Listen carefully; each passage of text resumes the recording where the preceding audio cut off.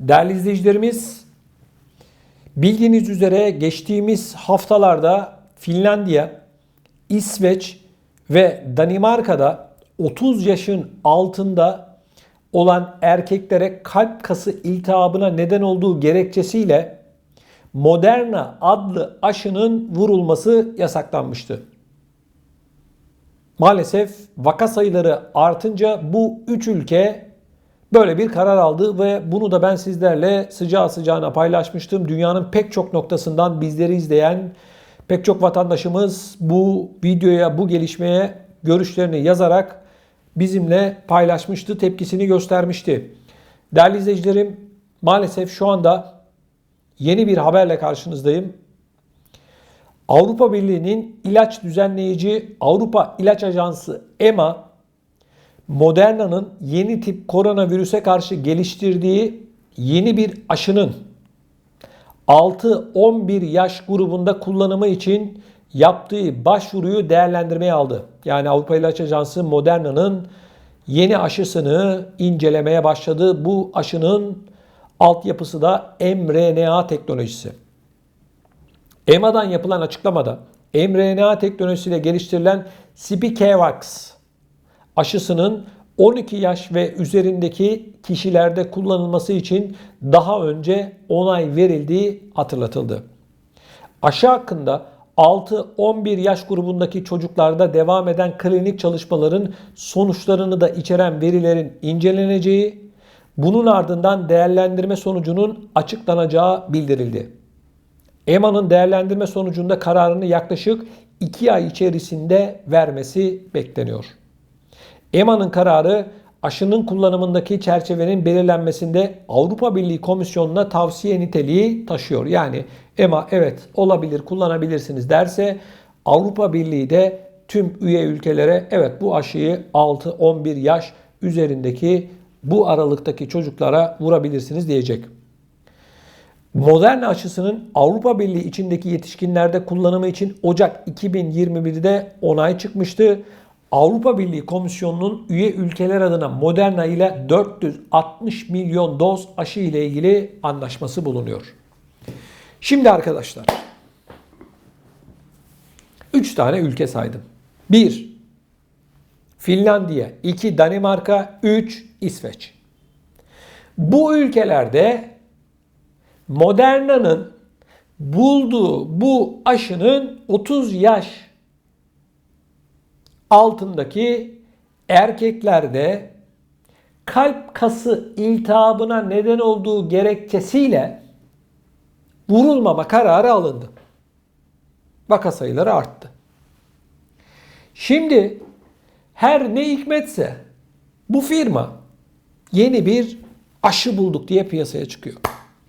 Yine arkadaşlar Profesör Doktor Uğur Şahin ve Sayın Özlem Türeci'nin ortakları arasında yer aldığı BioNTech firması var biliyorsunuz.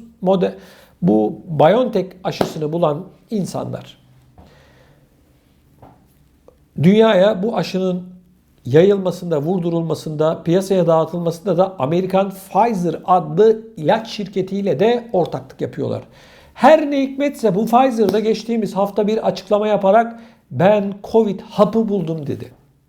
Hap bulduk dedi. Şimdi Moderna çıktı diyor ki yeni bir aşı bulduk diyor. Şimdi yarın öbürsü gün diğer aşı üreticilerinden olan Johnson & Johnson bir açıklama yaparsa biz de yeni bir şey bulduk derse şaşırmayın. Sıraya girmişler bunlar. Rekabet var. Ne rekabeti var? Şu arkadaşlar. Biz buna ne diyoruz? Para diyoruz. Şu. Bu var ya bu. Bunun rekabeti var. Kazansınlar bir şey demiyoruz ki. Kazanacak tabii ki. Bu normal. Ama diyorum ki bu işin üzerinden bir yılı aşkın bir süre geçmesine rağmen niye hala Avrupa'da mesela vaka sayıları artıyor? Niye? Şimdi korona hapı dediniz. Yeni bir aşı dediniz. Tamam doktorlarımız ne diyorsa biz bunları yaptık, yapıyoruz. Size de söylüyorum. Doktorlarınız ne diyorsa onu yapın. Hekimleriniz ne diyorsa onu yapın.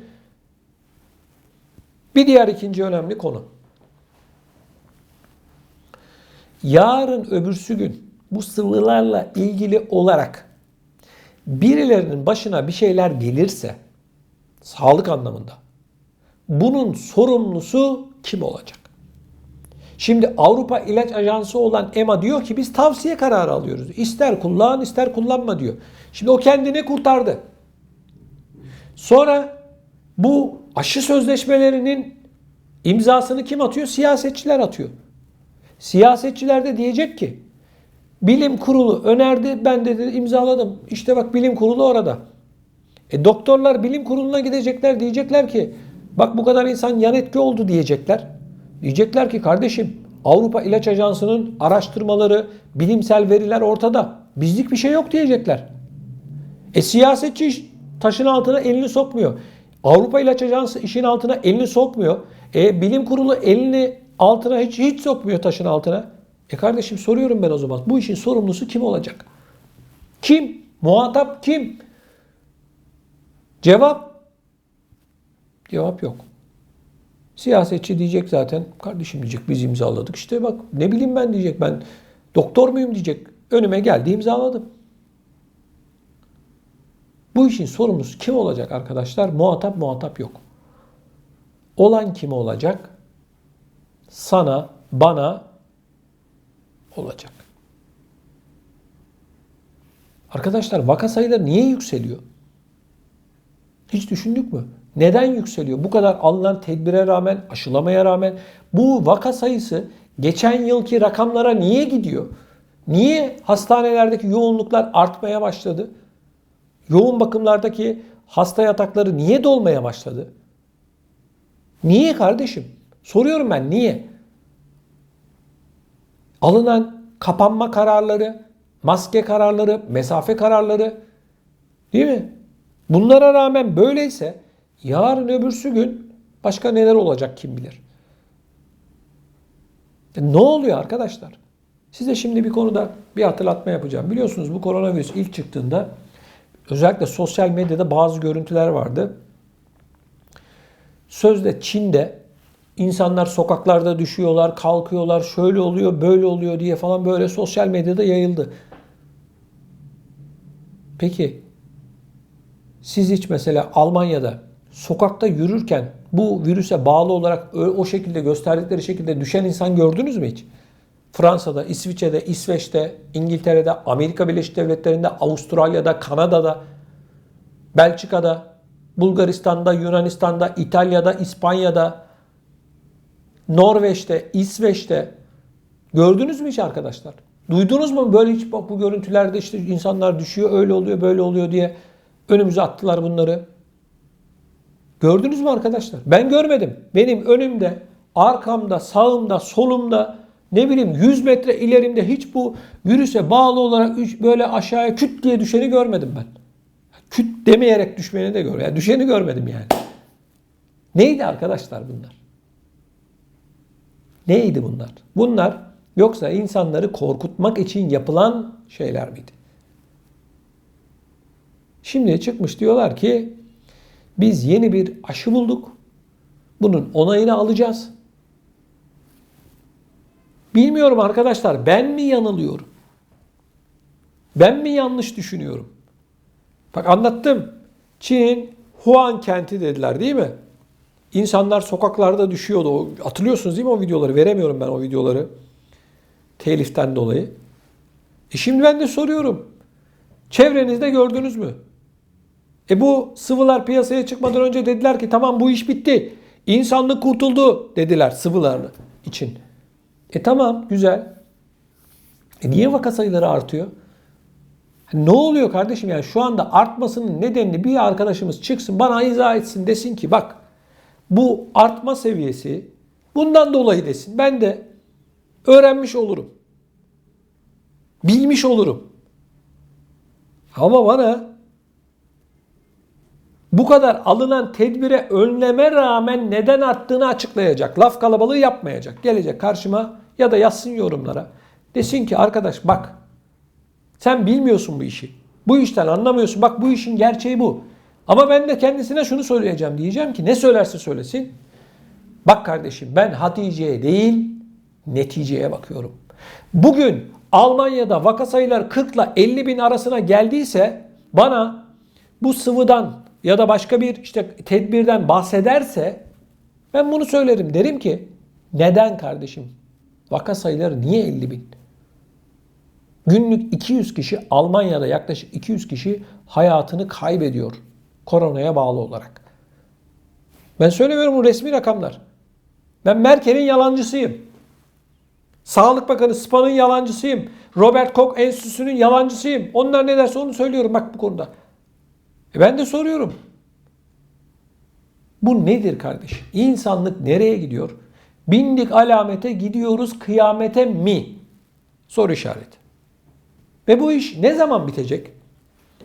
Hani bu yıl mı, 10 yıl sonra mı, 40 yıl sonra mı, 100 yıl sonra mı? Ne zaman bitecek? Bu sıvı işi ne zaman bitecek? Bu test işi ne zaman bitecek? Şimdi yeni yasaklar geldi. Almanya'da geliyor. Yeni tedbirler, yeni kapanmalar, onlar, bunlar, riskli bölgeler, maskeler, şunlar bunlar. Yani ne varsa hepsi yeniden geliyor. Kardeşim o zaman siz ne yaptınız ya? Bu zamana kadar ne yaptınız ey siyasetçiler? Ne yaptınız siz? Nasıl çözdünüz bu işi? Nasıl yardımcı oldunuz insanlığa? Ne yaptınız kardeşim siz? Bilen biri varsa lütfen videonun altına yazsın. Bunlar ne yaptılar? Niye rakamlar artıyor? Niye başa dönüyoruz arkadaşlar? Soru bu, neden? Sorguluyorum bir gazeteci olarak, diyorum ki madem bu kadar önleme rağmen artıyor, siz ne iş yapıyorsunuz? İnsanlığa çıkıp neden doğru düzgün bir açıklama yapmıyorsunuz? Neden kardeşim? Ağzınızı bıçak açmıyor. Yani tek yaptığınız şey maske, mesafe kurallarına uyalım, hijyen kurallarına uyalım. Ya anladık kardeşim bunu, anladık. Anladık yani, gerizekalı falan değiliz. Anladık bunu, anlıyoruz. Soruyorum ben, ne zamana kadar kardeşim? Bunun cevabını ver. Laf kalabalığı yapma. Çıkıyorlar, bir saat basın toplantısı düzenliyorlar. İzliyoruz bunları. Tek söyledikleri şey maske, mesafe, vaka sayısı artıyor, vaka sayısı iniyor. Su sıvıları akrabalarınıza, eşinize, dostunuza söyleyin, bu sıvıları vurdursunlar. Merkel çıktı, yalvardı, dedi ki ne olursunuz çevrenizdeki insanları ikna edin. Ya sen devlet olarak ikna edememişsin. Adam bana inanır mı? Sen koskoca Almanya devletinin başındaki kişisin. Sana inanmıyor. Bana mı inanacak? Şu anda Almanya'da 25 milyon kişi bu aşıyı vurdurmadı. Çık bunu sorgula. Bana niye inanmıyorsunuz de.